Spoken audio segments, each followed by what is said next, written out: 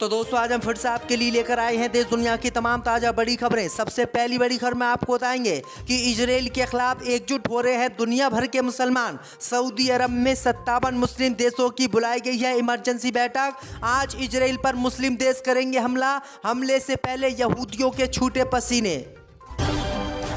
आजम खान की फैमिली को supreme court से लगा झटका। सुप्रीम कोर्ट ने आजम खान के केस दूसरे राज्य में ट्रांसफर करने से किया इनकार। इजराइल हमास जंग में इजराइल का साथ देने वाले देशों ने रातों रात बदल लिया पाला। अब सारे ही देश फिलिस्तीन के समर्थन में खड़े हुए। यूएन की मीटिंग में भी इजराइल के खिलाफ किया वोट। बीच मझधार में यहूदियों को देशों ने दिया झटका। देवरिया हत्याकांड में हाई कोर्ट ने योगी सरकार को लगाई फटकार। प्रेम यादव के मकान पर बुलडोजर चलाने पर भी लगाई रोक। सऊदी अरब की फटकार के बाद ब्रिटेन के पीएम ऋषि सुनक की अकल आई ठिकाने पर। अब इजराइल का साथ देने से क्या इनकार, कहा संघर्ष रोकने के लिए फिलिस्तीनियों के साथ काम करने के लिए हम तैयार। गाजा के अस्पताल पर हमला करके बुरी तरह से फंस गया इजराइल। अब बाइडेन ने इजराइल का साथ देने से किया इनकार। बाइडेन से जॉर्डन ने मीटिंग रद्द की। ईरान तुर्की ने भी दी चेतावनी। बुरी तरह से फंस गया इजराइल और अमेरिका।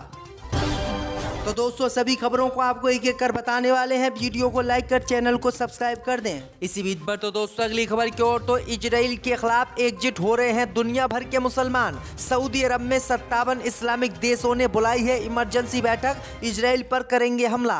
जब दोस्तों आपको बता दें कि इजराइल और हमास के बीच पिछले 11 दिनों से जंग जारी है। इसी जंग के बाद दुनिया भर के मुसलमान इजराइल के खिलाफ एकजुट हो रहे हैं। गाजा पर लगातार हो रहे इजरायली हमले को लेकर सऊदी अरब ने ओआईसी की इमरजेंसी बैठक बुलाई है।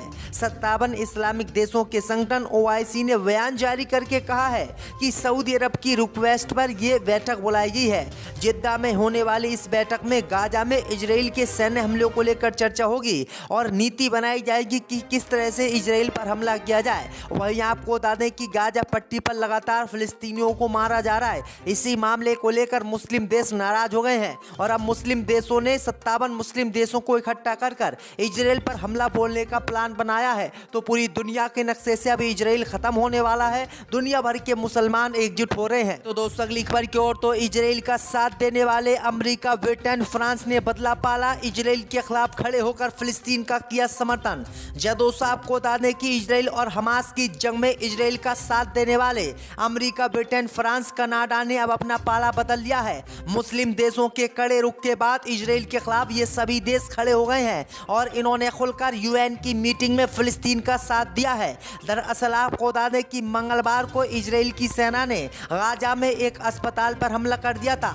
इस अस्पताल में 500 से ज्यादा लोगों की मौत हो गई। वहीं इसी मामले को लेकर अब तुर्की, ईरान, रूस, कनाडा, अमेरिका, ब्रिटेन, फ्रांस समेत तमाम देशों ने इस हमले की निंदा की है और इजराइल का साथ देने से इनकार कर दिया है। इसके साथ ही फिलिस्तीन के राष्ट्रपति ने अमेरिकी राष्ट्रपति जो बाइडेन के साथ आज होने वाली मीटिंग को भी रद्द कर दिया है। वहीं आपको बता दें कि मुस्लिम देशों के कड़े रुख के बाद इन सभी देशों ने अब यूएन की इमरजेंसी मीटिंग बुलाई है। यूएन की इमरजेंसी मीटिंग में इजराइल के खिलाफ ये सभी देश कड़े प्रस्ताव पास करेंगे और इजराइल पर बैन लगाएंगे। वहीं फिलिस्तीनी मुसलमानों की मदद करने का इस हमले के बाद इन देशों ने ऐलान कर दिया है। उन्होंने कहा है कि हम फिलिस्तीनी मुसलमानों के साथ खड़े हैं और हम इजराइल का अब साथ नहीं देंगे। जिसके बाद यहूदियों का रो रो कर बुरा हाल है। यहूदियों को पहले तो जंग में इन देशों ने खड़ा किया और अब इन देशों ने इजराइल का साथ देने से ही इनकार कर दिया है। इसी बीच पर तो दोस्तों अगली खबर की ओर। तो आजम खान की फैमिली को सुप्रीम कोर्ट से लगा झटका। सुप्रीम कोर्ट ने आजम खान के केसों को दूसरे राज्य में भेजने से किया इनकार। जब दोस्तों आपको बता दें कि सुप्रीम कोर्ट ने मंगलवार को समाजवादी पार्टी के नेता आजम खान और उनके परिवार के उस याचिका को खारिज कर दिया है जिसमें उनके खिलाफ दर्ज मुकदमों को उत्तर प्रदेश के बाहर भेजने की मांग की गई थी। याचिका में आजम खान, उनकी पत्नी और बेटे के खिलाफ दर्ज मुकदमों को यूपी से बाहर ट्रांसफर करने की मांग की गई थी। लेकिन आपको बता दें कि सुप्रीम कोर्ट ने आजम खान की इस मांग को नहीं माना और उत्तर प्रदेश से बाहर उनके केसों को ट्रांसफर करने से साफ इनकार कर दिया।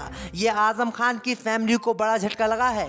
दरअसल आपको बता दें कि आजम खान ने सुप्रीम कोर्ट में एक याचिका दायर की थी और मांग की थी कि जितने भी केस उन पर चल रहे हैं उन केसों को उत्तर प्रदेश से बाहर भेजा जाए, क्योंकि उत्तर प्रदेश में योगी के दबाव में हर अधिकारी मेरे खिलाफ काम कर रहा है और सच्चाई को दबाया जा रहा है, लेकिन सुप्रीम कोर्ट ने आज आजम खान की ये बात नहीं मानी। पर तो दोस्तों अगली खबर की ओर तो इजराइल से 286 भारतीयों को लेकर पहली फ्लाइट पहुंची दिल्ली। जब दोस्तों आपको बता दें कि इजराइल से अब तक ऑपरेशन अजय के तहत 1000 से अधिक भारतीय नागरिकों को निकाला जा चुका है। इजराइल हमास के बीच जारी युद्ध में फंसे भारतीय धीरे धीरे स्वदेश लौट रहे हैं। ऑपरेशन अजय के तहत भारतीय लोगों को निकाला जा रहा है। इस बीच मंगलवार देर रात इजराइल से 286 भारतीय और 18 नेपाली नागरिकों को लेकर 5वीं फ्लाइट दिल्ली पहुंची। केंद्रीय मंत्री एल मुरुगन ने इन लोगों का स्वागत किया और इसकी जानकारी दी। वहीं आपको बता दें कि इससे पहले भी कई भारतीयों को भारत की सेना और फ्लाइट भारत लेकर आई है। इसी बीच पर तो दोस्तों अगली खबर की ओर तो गाजा के अस्पताल पर हमला करके बुरी तरह से फंस गया इजराइल। अमेरिका ने अब इजराइल की मदद करने से किया इनकार। जब दोस्तों आपको बता दें कि इजराइल और हमास के जंग के बीच वारवे दिन बड़ा झटका इजराइल को लगा है। मंगलवार शाम गाजा में ऐसी घटना हुई जिससे हर कोई हैरान रह गया। दरअसल आपको बता दें कि मध्य गाजा के अल अहली अस्पताल में इजराइल ने हमला कर दिया। इस हमले में 500 से ज्यादा लोग मारे गए। वहीं आपको बता दें कि इस हमले के बाद अब इजराइल और अमेरिका को बड़ा झटका लगा है। जो देश अब तक इजराइल और हमास की जंग में इजराइल का साथ दे रहे थे, उन्होंने अस्पताल में हमले के बाद इजराइल का साथ देने से साफ इनकार कर दिया है। अब उन्होंने फिलिस्तीनी मुसलमानों के लिए प्रार्थना की है और फिलिस्तीन के साथ खड़े होने का ऐलान कर दिया है, जिससे इजराइल और अमेरिका का जो प्लान था वो प्लान पूरा खत्म हो गया है। दरअसल आपको बता दें कि इस हमले के बाद जो बाइडन से जॉर्डन ने भी मीटिंग रद्द कर दी है। ईरान ने भी अमेरिका के राष्ट्रपति से मिलने से इनकार कर दिया है। तुर्की के राष्ट्रपति ने भी मिलने से बाइडन से इनकार कर दिया है, जिसके बाद गाजा हॉस्पिटल अटैक ने चौपट कर दिया बाइडन इजराइल का मिडिल ईस्ट प्लान। जहां दोस्तों आपको बता दें कि और अब अमेरिका ने भी इजराइल का साथ देने से साफ इनकार कर दिया है, यानी बड़ा झटका इजराइल और यहूदियों को अब लगा है। इसी बीच पर तो दोस्तों अगली खबर की ओर तो इजराइल का समर्थन करने वाले ब्रिटेन के पीएम सुनक ने भी सऊदी अरब के प्रिंस मोहम्मद बिन सलमान से की बात, फिलिस्तीन के साथ संघर्ष रोकने की मांग। जब दोस्तों आपको बता दें कि इजराइल और हमास की जंग में इजराइल का खुला समर्थन करने वाले ब्रिटेन के प्रधानमंत्री ऋषि सुनक की भी अकल अब ठिकाने पर आ गई है। दरअसल आपको बता दें कि पहले इजराइल को पूर्ण समर्थन करने वाले ऋषि सुनक ने पलटी मार दी है और अब वो मुस्लिम देशों के पाले में आ गए हैं। दरअसल आपको बता दें कि ब्रिटेन के प्रधानमंत्री ऋषि सुनक ने इजराइल और गाजा में तनावपूर्ण स्थिति पर सऊदी अरब के क्राउन प्रिंस मोहम्मद बिन सलमान से बात की है और इस बात पर जोर दिया है कि दोनों देश युद्ध को बढ़ने से रोकने के लिए मिलकर काम करेंगे। इससे पहले सुनक ने खुलकर इजराइल का साथ दिया था और कहा था कि इजराइल गाजा में घुसकर उन लोगों को मारे जिन लोगों ने इजराइल में घुसकर लोगों की हत्या की थी। लेकिन जैसे ही मुस्लिम देशों ने दबाव बनाना शुरू किया और फिलिस्तीन की जीत होती इन देशों ने देखी तो इन्होंने पलटी मार दी। अब ब्रिटेन ने भी इजराइल का साथ देने से साफ इनकार कर दिया है, तो यहूदियों को बीच बंधार में लाकर इन अंग्रेजों ने बड़ा झटका दिया है। इसी बीच पर तो दोस्तों अगली खबर की ओर तो देवरिया हत्याकांड में हाई कोर्ट ने योगी सरकार को लगाई फटकार, प्रेम यादव के मकान पर बुलडोजर चलाने पर लगाई रोक। जब दोस्तों आपको बता दें कि देवरिया हत्याकांड में होने वाली कार्रवाई पर इलाहाबाद हाई कोर्ट ने रोक लगा दी है। साथ ही हाई कोर्ट ने योगी सरकार को फटकार लगाई है। हाई कोर्ट के इस आदेश के बाद प्रेम यादव के मकान पर होने वाली बुलडोजर कार्रवाई फिलहाल अब नहीं की जा सकेगी। ये आदेश न्यायमूर्ति CK राय ने मृतक प्रेम यादव के परिवार के राम भवन यादव की याचिका पर सुनवाई करते हुए दिया है।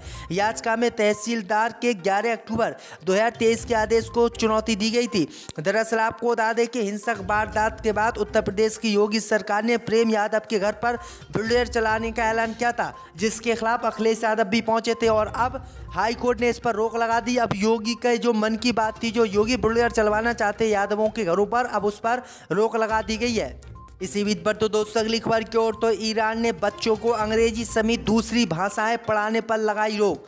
जब दोस्तों आपको बता दें कि ईरान ने किंडरगार्टन और प्राइमरी स्कूल में अंग्रेजी, अरबी समेत विदेशी भाषाओं को पढ़ाने पर रोक लगा दी है। सरकारी मीडिया के अनुसार शिक्षा मंत्रालय के एक अधिकारी मसूद तेहरानी फरहाद ने इसे लेकर विस्तार से जानकारी दी है। फरजाद ने कहा कि किंडरगार्टन, नर्सरी, प्राइमरी स्कूल में विदेशी भाषाओं को पढ़ाना प्रतिबंधित कर दिया गया है। ये फैसला इसलिए लिया गया है क्योंकि इस उम्र में बच्चे की ईरानी पहचान डेवलप हो रही थी। तो ये बड़ी अपडेट आ रही दोस्तों कि अब ईरान में अब इंग्लिश भाषा नहीं पढ़ाई जाएगी। जो भी अंग्रेजी भाषाएं हैं या फिर जो भी विदेशी भाषाएं हैं, ये विदेशी भाषाएं अब ईरान में नहीं पढ़ाई जाएंगी क्योंकि ईरान लगातार अमेरिका से नाराज़ है और अमेरिका की नाराज़गी के कारण ही अमेरिका की इंग्लिश भाषा को जो है ईरान ने अपने देश में पढ़ाने से इनकार कर दिया।